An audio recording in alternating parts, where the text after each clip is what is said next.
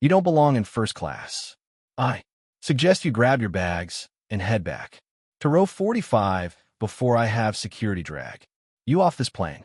The flight attendant's voice was sharp, dripping with a venom that silenced the bustling cabin of Flight 802. Instantly, she stood over the passenger, a young black woman in a hoodie with a sneer of absolute superiority. She thought she was just bullying an economy passenger trying to sneak in. Upgrade. She was wrong. Dead wrong. She didn't know that the woman she was humiliating was Nia Vance, the silent majority shareholder of the entire airline. Alliance. Nia didn't argue. She didn't scream. Clear's throat. She simply unlocked her phone and made one call. 10 minutes later, the engines cut out. The pilot's face went pale and a fleet of black SUVs swarmed the tarmac. The flight attendant, who thought she was untouchable, was about to learn a brutal lesson. Karma doesn't just bite, it devours. The automatic doors of JFK International Airport slid open, welcoming Nia Vance into the chaotic hum of Terminal 4. It had been a grueling week in Tokyo, negotiating a merger that would redefine global logistics, and all Nia wanted was to get home to Chicago, take a hot bath, and sleep for 14 hours. She didn't look like a woman who had just signed a $3 billion contract, dressed in a pair of oversized gray sweatpants, a vintage Wu Tang Clan hoodie, and worn-out Nike Dunks. She looked more like a college student heading home for laundry day than a titan of industry. That was how she liked it. In the boardroom, she was a shark in tailored Armani. In travel, she was a ghost. She adjusted her noise-canceling headphones, clutching her passport and ticket seat 1A, first class, and headed toward the priority security lane. "Excuse me, miss," a TSA agent said, barely looking up from his screen. "Economy line is to the left." Nia stopped, pulling down her headphones. She was used to this. It was the microaggression tax she paid daily. "I'm priority," she said softly, flashing her a digital boarding pass. The agent squinted at the screen, then at her, then back at the screen. He grunted, waving her through without an apology. Nia didn't blink. She didn't have the energy to educate everyone she met. She just wanted to sit down. She made her way to the gate for Trans Global Airlines Flight 802.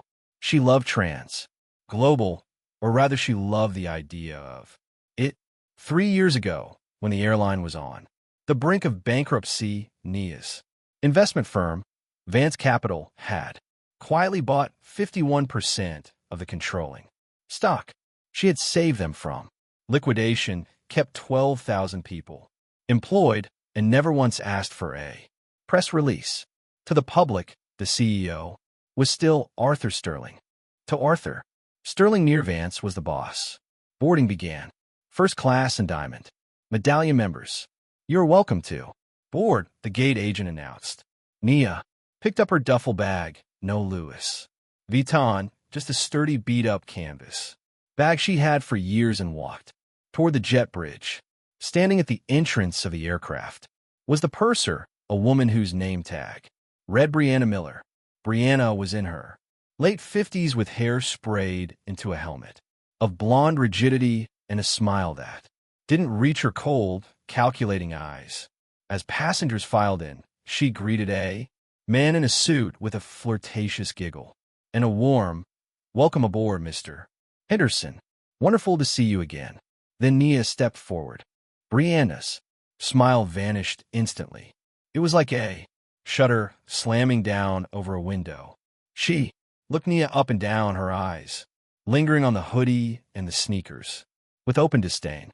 "Boarding pass," Brianna demanded. She didn't say welcome. She didn't say please. She held out her hand like she was expecting a piece of trash. Nia pulled up the QR code on her phone. "Good morning," Nia said, keeping her voice even. Brianna snatched the phone, her acrylic nails clicking aggressively against the screen. She frowned, scrolling up and down, seemingly annoyed. Let the device confirm the seat. 1A. Brianna scoffed, a short, sharp sound of disbelief. She looked at Nia, then back at the phone, then looked over Nia's shoulder as if checking for the real owner of the ticket. This is a first-class ticket. I know, Nia said. Is there a problem? Brianna narrowed her eyes. We've had a lot of system glitches lately. People hacking upgrades. I'll need to see your physical ID to verify this matches. In felt the heat rise in her chest. The line behind her was stalling. People were watching. I scanned in at the gate, Brianna. The agent already checked my ID. It's Miss Miller to you, Brianna snapped. And I am the lead flight attendant on this vessel. If I say I need to verify your identity, you'll comply or you will not fly. Do you understand? Nia took a deep breath. She could have ended Brianna's career right there. She could have said, I own the plane you're standing on. But Nia wasn't like that. She believed in giving people rope. Enough to climb or enough to hang themselves. She reached in her bag and pulled out her driver's license. Brianna took it, holding it up to the light, scrutinizing the photo, then looking back at Nia's face. You look different. In the photo, Brianna muttered. I'm wearing makeup in the photo, Nia said dryly. Can I take my seat now? Brianna thrust the ID and phone back at her, almost dropping them. Seat 1A window. Try not to block the aisle while you stow that bag. Nia stepped onto the plane, her jaw tight. She found her seat, a spacious pod with a lie flat bed.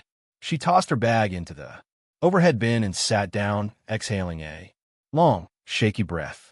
Just a few hours, she told herself. Ignore her. She's miserable. Don't let her make you miserable too. The cabin filled up. A heavy-set man in a wrinkled suit sat in 1B, the aisle seat next to her. He gave her a polite nod. Heading home? Asked Char. Nia smiled. Long week. I hear you. I'm Dave. Nia.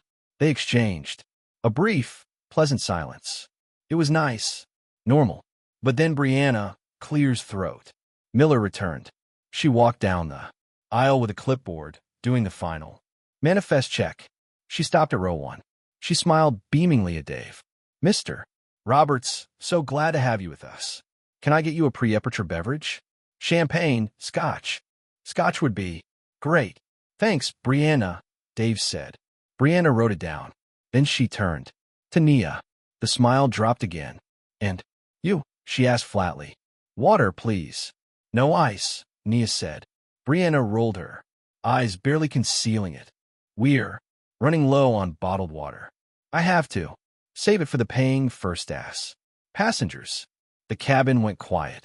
Dave, the man in 1B, frowned. Excuse me, he said. Nia turned fully toward Brianna. I'm a paying first class passenger. I paid full fare. $7,000 to be exact. Brianna let out a short, condescending laugh. Honey, we both know how the system works. Employee pass, miles upgrade. Affirmative action lottery. I don't know how you got up here, but let's not pretend you paid $7 grand. She, leaning closer, her voice dropping to a conspiratorial whisper that was still loud enough for rows 1 through 3 to hear. I'll bring you a cup of tap water from the galley, but don't expect the premium service. I have real customers to attend to. She spun on her heel and marched toward the galley. Nia sat, frozen. The insult was so blatant, so raw it felt like a physical slap. Dave looked at her, his face red with secondhand embarrassment. That was unbelievable. Do you want me to say something? Nia shook her head slowly. She reached into her pocket and pulled out her phone. Her hand was trembling, not from fear but from a rage she was struggling to contain. No, Dave, Nia said, her voice icy calm. You enjoy your scotch. I'll handle this. The plane taxied and took off. For the first 20 minutes of the flight, Brianna Miller was a ghost to Nia. She served Dave his scotch. She served the woman in 2AA glass of Pinot Grigio. She brought a hot towel to everyone in the first-class cabin except seat 1A. Nia didn't press the call button. She opened her laptop and connected to the in-flight Wi-Fi. She pulled up her email and began drafting a message, but she didn't send it yet. She wanted to see how far Brianna would go. She needed the full picture. Ideally, Nia would have just reported her later. But then the seatbelt sign turned off and the curtains between business and first class parted. A tall, well-dressed man walked Clear's throat in from business class. He looked agitated. He caught Brianna's arm as she walked past with a "Kufapot." "Excuse me," the man said. "I was told there would be an upgrade available. My seat in business has a broken recline button. I have a bad back."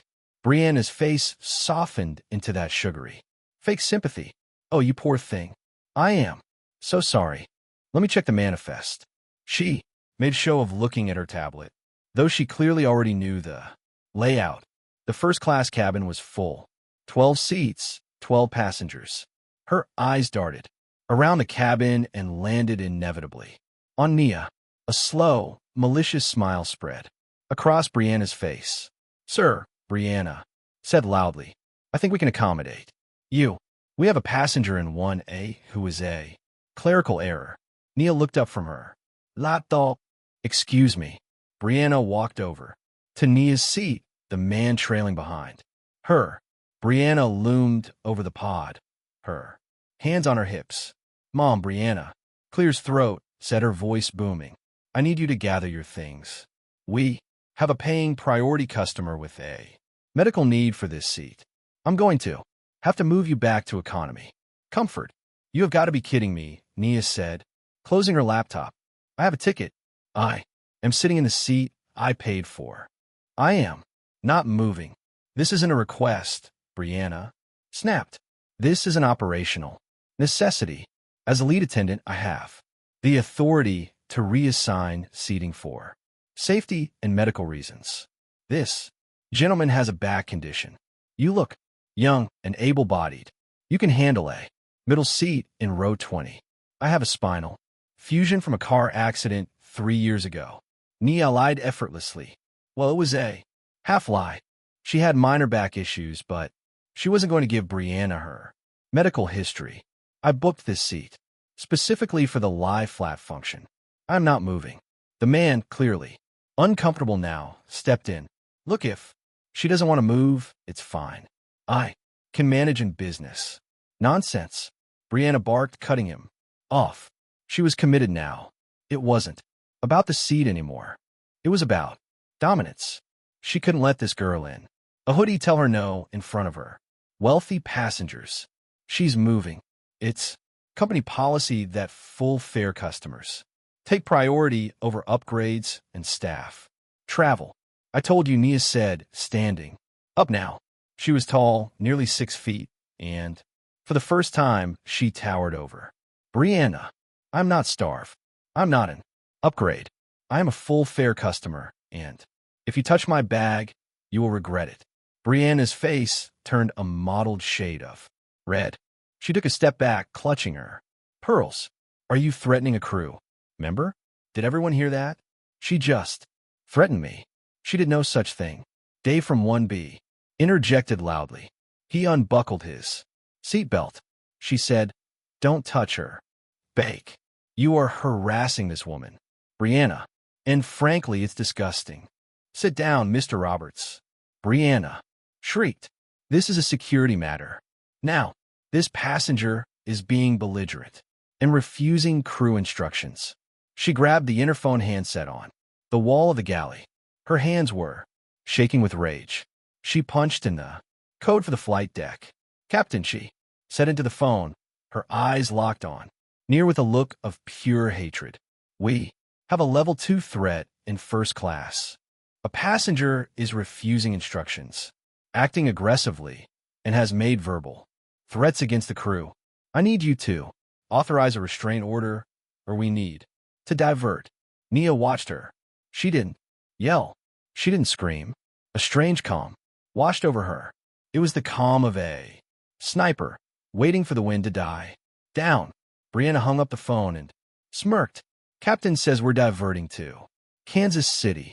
Police will be meeting the aircraft. I hope you like jail, honey. The cabin erupted in groans. Diverting? Someone shouted. I have a connection in Chicago. Blame her. Brianna pointed a long manicured finger at Nia. She's the one who won't follow the rules. Nia sat back down. She picked up her phone. You're not allowed to use that. Brianna lunged for the phone. Nia pulled it back sharply. Don't touch me. Give me the phone. You are under flight restrictions. I am texting my lawyer, Nia said calmly. But she wasn't texting her lawyer. She was opening her contact. She scrolled past Mom, past office, and stopped at a contact saved simply as Arthur S., CEO. She hit the call button. Brianna laughed. Who are you calling? Your boyfriend? Nobody can help you now. The captain is the supreme authority in the air. Nia held the phone to her ear. The Wi-Fi call connected. It rang once, twice. Nia, a deep, familiar voice answered. I thought you were in the air. Everything okay with the merger? The merger is fine, Arthur, Na said, her voice cutting through the tension in the cabin like a razor. But I have a problem. I'm currently on Flight 802. Your lead flight attendant, A.M. Brianna Miller, has just announced we are diverting to Kansas City because she wants to have me arrested. What? Arthur's voice dropped an octave. Arrested? Why? Because I wouldn't give up my first class seat to her friend. She called me a non-paying passenger, refused me water, and is now lying to the captain, claiming I'm a security threat. Brianna's face faltered. She heard the name Arthur. She saw the confidence. Doubt began to creep into her eyes. Put her on, Arthur commanded. Put her on the phone right now. Nia pulled the phone away from her ear. She held it out to Brianna. It's for you, Nia said. I'm not talking to your boyfriend, Brianna scoffed, though her voice wavered. It's not my boyfriend, Nia said, a small, dangerous smile playing on her lips. It's Arthur Sterling, the CEO of this airline. He'd like to have a word with you about why your grounding is plain. The silence that followed was louder than the jet engines. Brianna stared at the phone in Nia's hand as if it were a loaded gun. Clear's throat. The cabin was deadly silent. Even the hum of the engines seemed to fade into the background, suffocated by the tension radiating from row 1. Take it, Nia said, her voice dropping to a whisper that carried more weight than a scream. He's waiting. Brianna's hand shook as she reached out.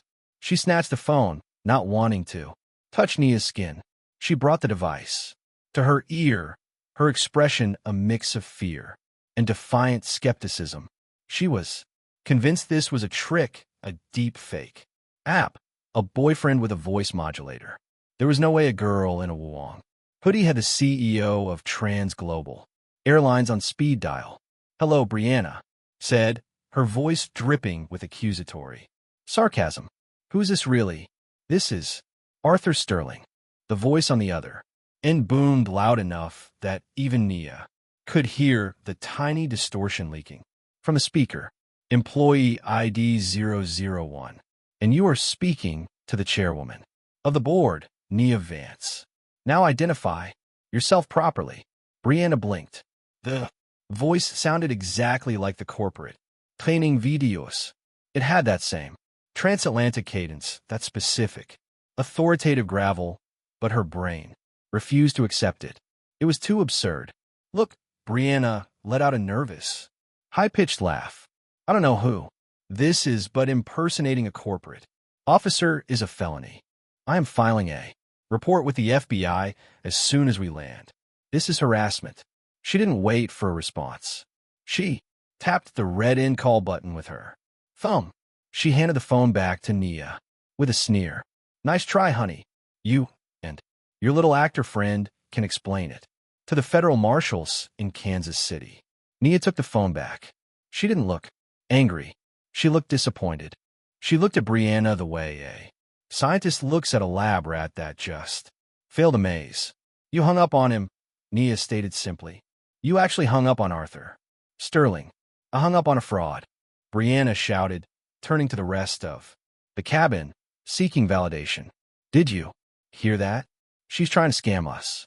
She's probably recording this for Took. The man in the business suit, the one who wanted Nia's seat, shifted uncomfortably. Miss Miller, maybe we should just let her stay in the seat. I don't need the upgrade that bad. No, Brianna snapped, her eyes wild. It's the principal. She is defying authority. Suddenly, a chime rang through the cabin. It wasn't the seatbelt chime. It was the specific triple tone chime that indicated a call from the cockpit to the cabin crew. Brianna straightened her uniform. That's the captain, she announced smugly, probably getting ready for our descent into Kansas City. She marched to the interphone by the galley door and picked it up. Flight deck, this is Miller. The cabin was quiet enough that those in the front row could hear the crackle of the pilot's voice, though not the words, but they saw the color drain from Brianna's face. It happened instantly. 1 second she was flushed with rage. The next she was as pale as the clouds outside the window.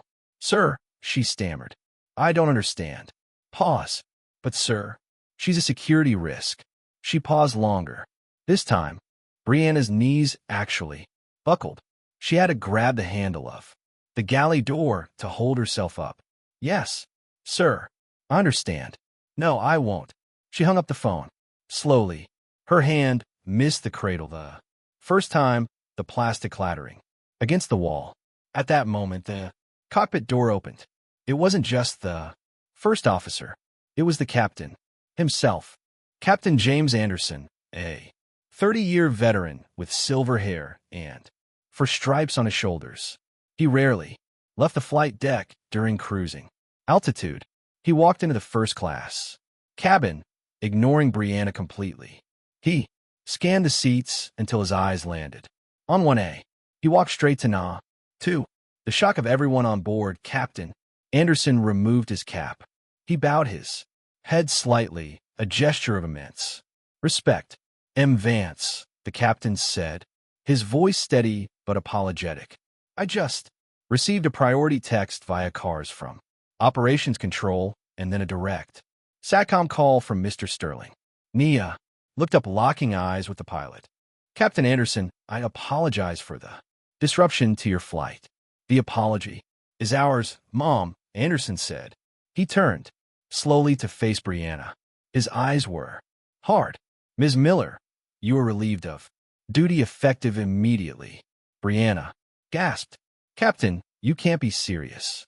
She's a quiet, Anderson commanded. It wasn't a shout, but the authority in it cracked like a whip. You are to sit in the jump seat for the remainder of this flight. You are not to speak to any passengers. You are not to perform any service. You are relieved. Do you understand? But where are we going? Brianna squeaked. Are we still diverting? We are, Anderson said grimly. Mr. Sterling has ordered the plane grounded, but we aren't going to Kansas City. We've been cleared for an emergency priority landing at DeLasos, Washington, D.C. D.C., Dave in seat 1B asked. Why D.C.? Nia answered, her voice cool and detached. Because that's where the Trans-Global Legal Headquarters is, and that's where the FAA Regional Director lives. She looked at Brianna. I think we're going to need a lot of lawyers. Brianna stood there, her mouth opening and closing, like a fish out of water. Her world was fracturing. The fake phone call. Name the CEO. You really are, Brianna whispered, the horror finally setting in. I'm the one signing your termination papers, Nia said. Now, I believe the captain gave you an order. Sit down. The descent into Dallas International Airport was aggressive. The plane banked sharply, cutting through the flight paths of lesser aircraft. It was clear that Flight 802 had been given VVIP status, the kind usually reserved for Air Force One. Inside the cabin, the atmosphere was suffocating. The other flight Attendants were scrambling, whispering, in the galleys, terrified that they would be swept up in Brianna's wake. Brianna herself was strapped into the forward jump seat, facing the passengers. She couldn't escape their gaze. Every time she looked up, she saw near Vance reading a magazine, perfectly calm, utterly unbothered. Brianna was crying now, silent, ugly tears that ruined her mascara running black streaks down her face. She looked old, tired, and small. The power she had wielded just an hour ago had evaporated, leaving her exposed. The wheels touched down with a heavy thud. The reverse thrusters roared. Usually a plane taxis to a gate. It takes time. You wait for a jet bridge. Not this time. Clears throat. The plane braked hard and turned off the runway, stopping in a remote section of the tarmac, usually reserved for cargo or private jets. Through the windows, the passengers saw the lights flashing red and blue. Lights. Lots of them. Oh my God, the man in 2A whispered. Is that the SWAT team? 3 black SUVs pulled up alongside the police cruisers. These weren't cops. They were sleek, tinted, government-style vehicles. The captain's voice came over the intercom. Ladies and gentlemen, please remain seated. We have been directed to a hard stand. Authorities will be boarding the aircraft shortly. Please have your identification ready. The cabin door disarmed. The heavy thunk of the stairs connecting to the fuselage echoed through the frame. The door flew open. 2 uniformed police officers stepped in, first scanning the cabin, but they didn't move to arrest anyone.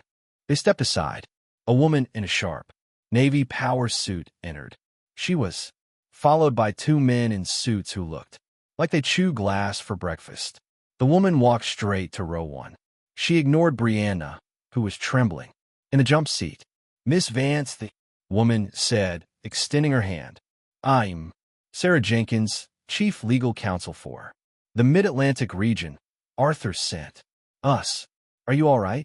Nia unbuckled her seatbelt and stood up. I'm Fine. Sarah. Just tired. I just wanted to get home. We have a private jet fueled and waiting on the adjacent tarmac to take you to Chicago, Sarah said efficiently. But first, we need to deal with the personnel ici. Sarah turned. Her eyes fell on Brianna Miller. Brianna flinched. I was just following protocol. I thought she was a squatter. She didn't look like a first-class passenger. Sarah. Jenkins stepped closer to Brianna. The cabin was listening to every word. Miss Miller, Sarah began, her voice crisp and loud. Let's be very clear about what happened today. You profiled a passenger based on her appearance. You violated Article 14 of the Passenger Bill of Rights. You disobeyed a direct order from a CEO, and you attempted to falsify a federal report to the captain regarding a security threat. I didn't. Brianna sobbed. I thought we have the audio. Sarah cut her off. The cockpit voice recorder captures everything, including your call to the flight deck. You lied to the captain to weaponize the police against a shareholder. Sarah motioned to the police officers. Officers, Global Airlines is pressing charges against this individual for interference with a flight crew and filing a false report. We want her removed from the aircraft immediately. One of the officers stepped forward. He pulled a pair of handcuffs from his belt. Brianna Miller, the officer said, his voice flat. Please stand up and turn around. No, Brianna Svikith. She clung to the jump seat straps. You can't do this. I've worked here for 20 years. I have seniority. Dave, tell them. She looked desperately at Mr. Robertson. 1B. Dave looked at her, took a sip of his scotch, which he had nursed through the landing, and looked away. You're on. You're on, Brianna. The officer grabbed Brianna's wrist. She struggled, kicking out. Don't make this harder, the officer warned. He spun her around, forcing her wrist behind her back. The click of the handcuffs was the most satisfying sound the passengers of Flight 802 had ever heard. as they dragged Brianna toward the door. She passed Nia. Brianna stopped, struggling for a second. She looked at Nia with pure venom mixed with despair. "You ruined my life," she spat over a seat. "You ruined my life." Nia looked her dead in the eye. "You're wrong, Brianna," Nia said softly. "I didn't ruin your life. I just made a phone call. You ruined your life the moment you decided that my hoodie mattered more than my humanity." "Get her off my plane," Nia clears throat, added, turning her back. The officers hauled Brianna out. Her wailing screams echoed down the portable stairs and faded into the noise of the airport wind. Nia picked up her canvas. Dolfru bake. She looked at the rest of the first-class cabin. The passengers were staring at her with wide eyes, a mix of awe and terror. The man who had tried to take her seat, the one with the bad back, was shrinking into his leather chair, trying to become invisible. Nia stopped in front of him. "Sir," she said. He jumped. Yes, Mom. I didn't mean I didn't know. It's a nicer seat," Nia said, gesturing to one. "Hey, leg. Room is great, but be careful who you step on to get it. You never know who they might be." She walked to the door. Sarah Jenkins and the legal team flanked her like the Secret Service.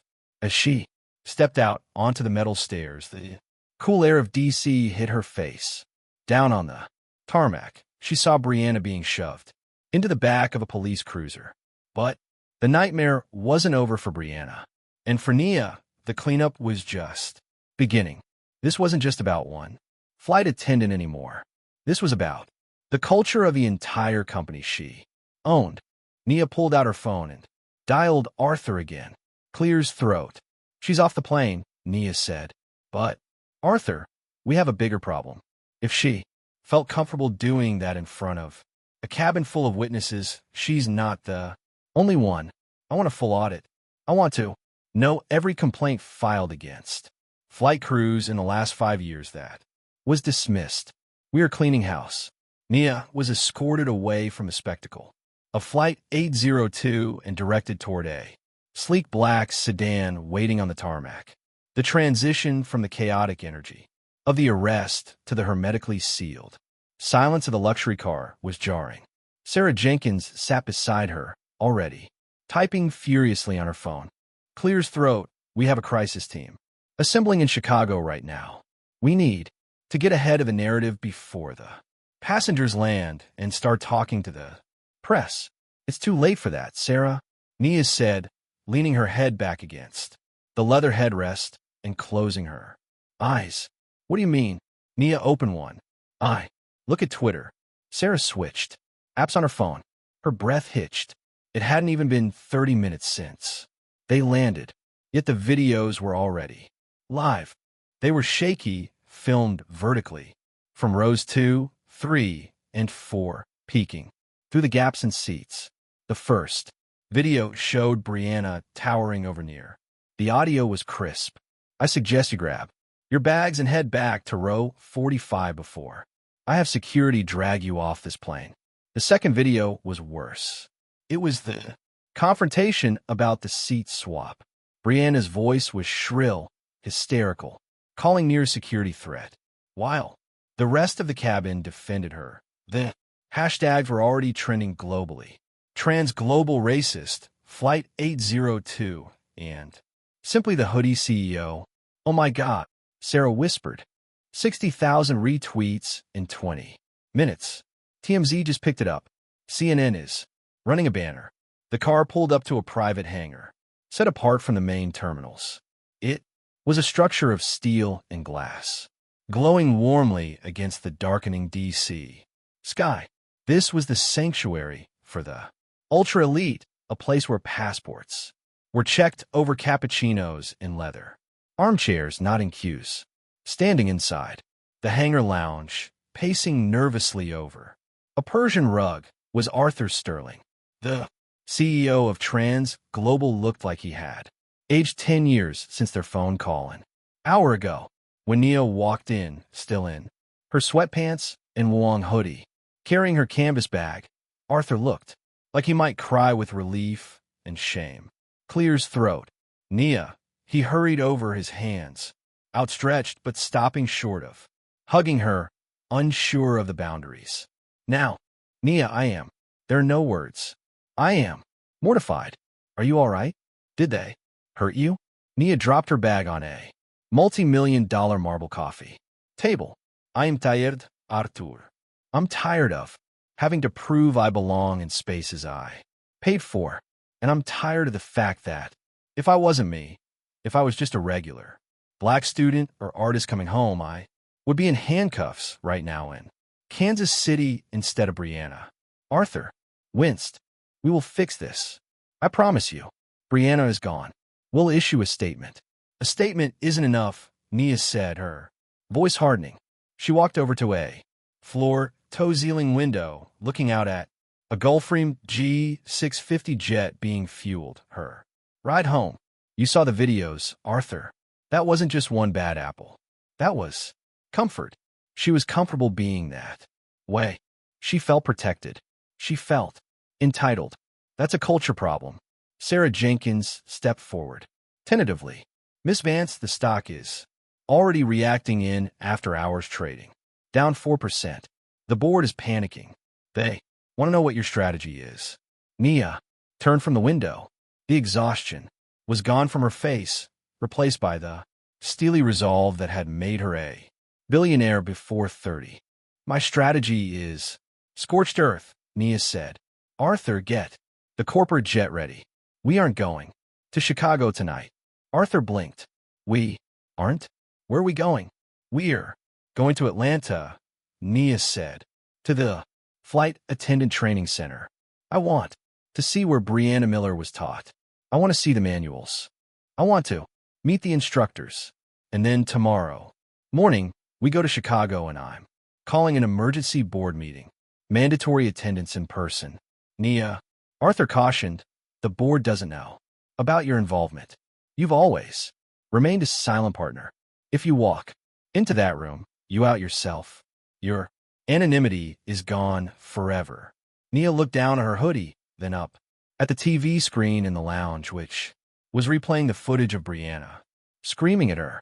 My anonymity didn't protect me today. Arthur, Nia said quietly. It's time they know exactly who they're dealing with.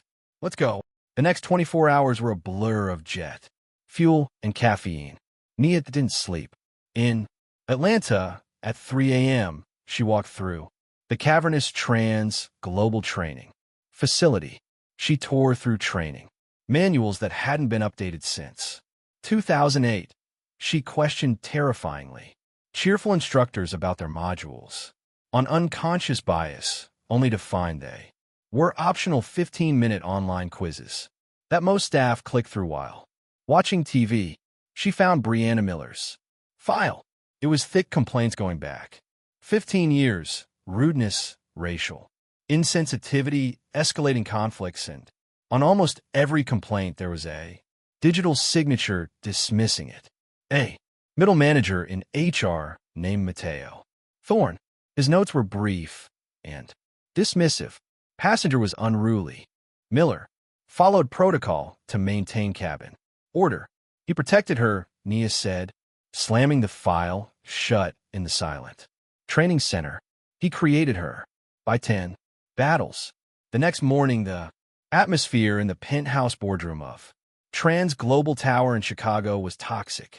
12 elderly white men in expensive suits sat around a mahogany table that cost more than a house. They were the board of directors.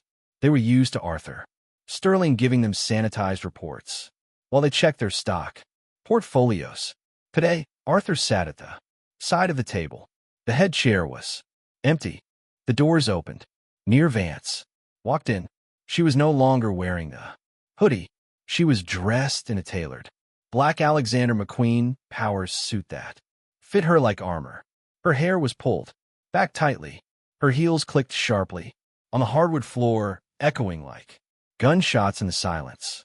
She didn't introduce herself. She walked straight to the head of the table and threw Brianna Miller's personnel file onto the mahogany surface. It landed with a heavy thud. Who are you? Demanded Robert Croft, the longest-serving board member, indignant at the intrusion. Arthur cleared his throat. "Gentlemen, may I introduce Ms. Near Vance, the principal, owner of Vance Capital and the owner of 51% of this airline." The silence that fell over the room was heavier than the one on the plane. Jaws literally dropped. They looked from Mia to Arthur, betrayal and fear wearing in their eyes. They had all assumed Vance Capital was run by some reclusive hedge fund guy in Connecticut, not a 30-year-old black woman standing right in front of them. "For 3 years," Nia began, her voice calm but filling every corner of the room, "I have watched from the sidelines. I'll let you run this airline because I believed you knew the business of flying. Yesterday I learned you don't even know the business of human decency."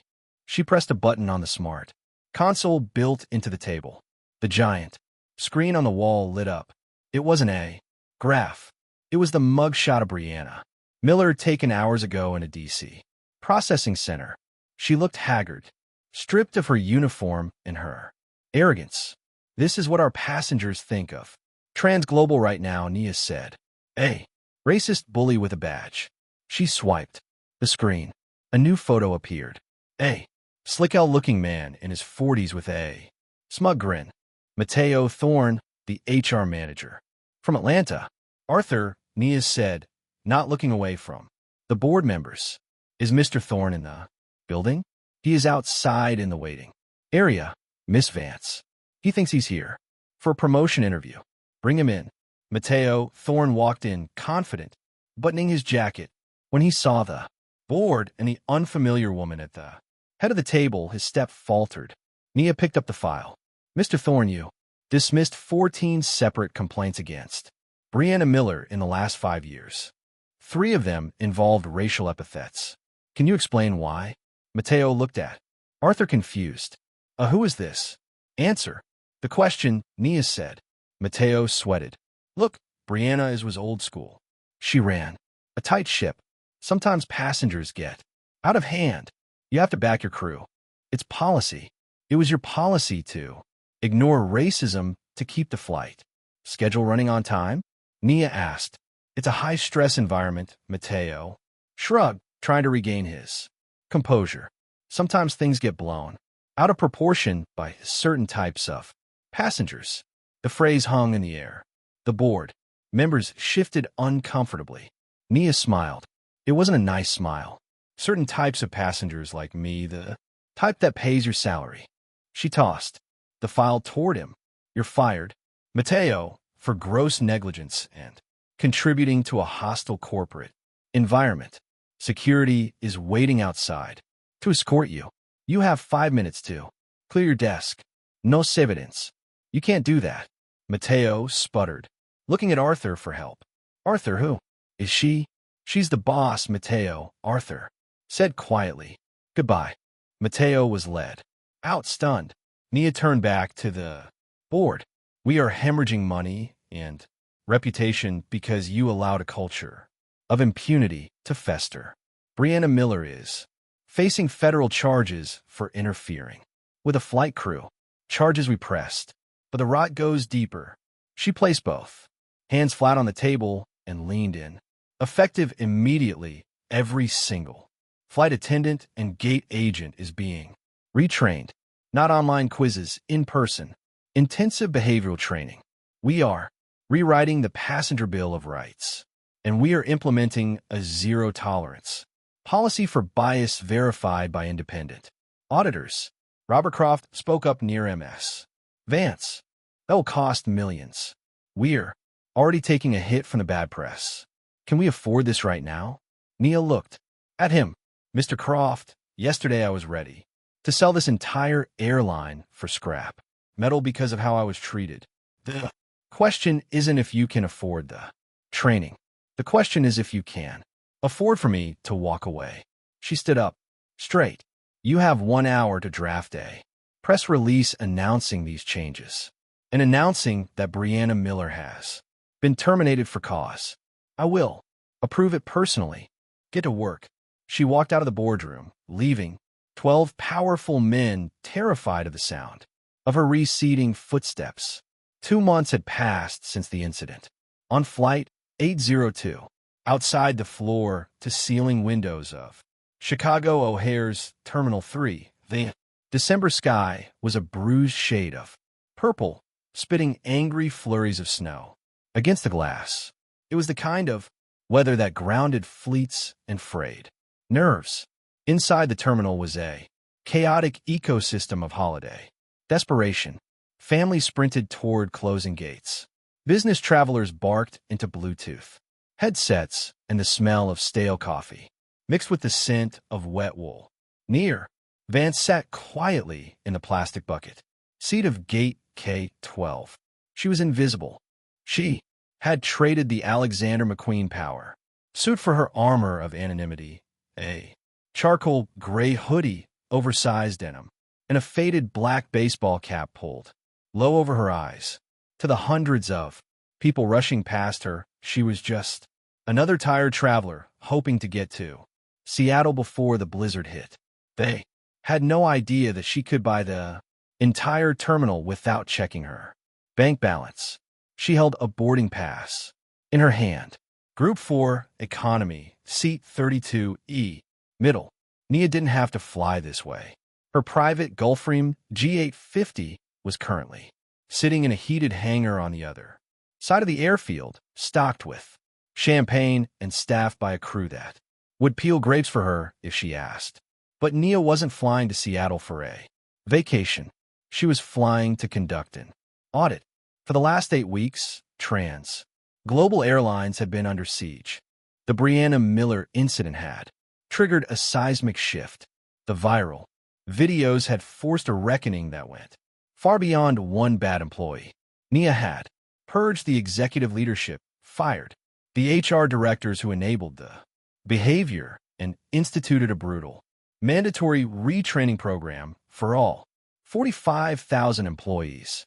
But memos and mission statements were just paper. Nia needed to know if the rot was truly gone. She needed to feel the pulse of her company from the place where it mattered most. The economy cabin squeezed between strangers where there was no champagne to smooth over the rough edges. Global Flight 490 to Seattle is now boarding Group 4, the gate agent announced. Nia watched him closely. His name tag read Kevin. He didn't sigh. He didn't roll his eyes at the confused elderly couple trying to scan their receipt instead of their boarding pass. He helped them with a patient smile. Step 1, Nia thought. The gate is safe. She stood up, shouldering her canvas duffel bag, and joined the shuffling line as she walked down the jet bridge, the cold air seeping through the gaps in the metal accordion walls bittered her. Sinking, her heart rate spiked slightly. It was a physical reaction she hadn't anticipated, a lingering shadow of trauma. The last time she had walked down a jet bridge, she had been humiliated. The body remembers what the mind tries to dismiss. She stepped onto the aircraft. The mood inside was different, palpably different. In the past, the boarding process felt like herring cattle. Flight attendants would bark orders about overhead bins with the warmth of prison guards. Today, the crew stationed at the door greeted passengers with soft voices and genuine eye contact. But Nia noticed something else, too. There was a tension in their smiles, a hyper-awareness. They scanned every passenger, not with suspicion, but with a kind of terrified diligence. They were walking on eggshells. They knew that the secret CEO could be anyone, anywhere. Fear, New York mused as she walked past the first-class curtain. It's not as good as genuine respect, but it's a hell of a lot better than contempt. She made the long walk to the back of the bus. Row 32 was tight. The legroom was non-existent. A teenager was already in the aisle seat wearing headphones, large enough to pilot a helicopter. "Excuse me," Nia murmured. The teen shifted his legs. Nia squeezed past, bumping her knee against the seat back, and settled into the middle seat.